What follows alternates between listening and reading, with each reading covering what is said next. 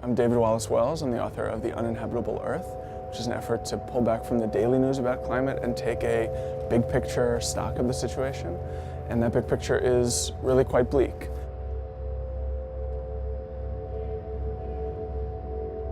I started reading and writing about climate a few years ago, not as an environmentalist, not as an advocate, but just as a journalist who had an interest in the near future. And all of the news from research, from science I was seeing was much, much scarier than the stories that I was reading about in my newspapers, seeing on my television. We're doing the damage faster and the impacts are hitting us much faster. It's happening in many more places around the world. In fact, everywhere around the world. This is not just a matter of sea level rise, but it's about agriculture and public health. It affects economic productivity. It even affects the rate at which we go to war with one another. My book is an effort to address the science, explain the science to those who haven't dove into it themselves, but also to really explore what all of those changes will mean for our politics, for our psychology, for the way we raise our families, for the way we relate to capitalism and technology, the way that we think about history, and the way that our geopolitics are structured. All of these are areas that we have not really yet begun to think about when it comes to climate change, and yet all will be transformed, some of them very profoundly in the next coming decades, by the degradation of the world that we're doing every day.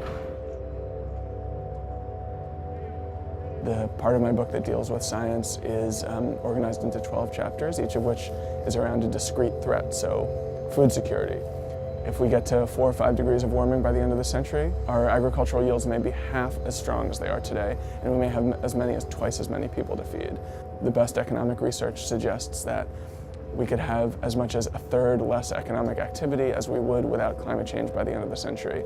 That's an impact that's more than twice as deep as the Great Depression, and it would be permanent. Scientists expect that by the middle of the century, we could have as many as 100 million climate refugees and possibly much more. There are some estimates that range as high as 1 billion climate refugees, which means the equivalent of every single person that lives in North America or South America combined would be homeless, made homeless by climate change. There are now, in the Arctic, diseases frozen in ice that have not been around since before humans were alive at all, since before humans evolved, which means if they thaw and circulate, our immune systems would have no way to deal with them. That's the lesser public health threat. Climate scientists are more worried about things like malaria, which travel in mosquitoes, whose range is going to expand rapidly over the coming decades. So we could be dealing with dengue and malaria in parts of the world that never had to deal with them before. For every half degree of warming, there'll be about a 10 or 20% increase in conflict, which means that if we end up at 4 degrees, which we're on track for by the end of the century, we could have as much as double as much war as we see today just from the impacts of climate change. And there are 6 or 7 or 8 other impacts that I write about in the book, just as dramatic, just as horrifying.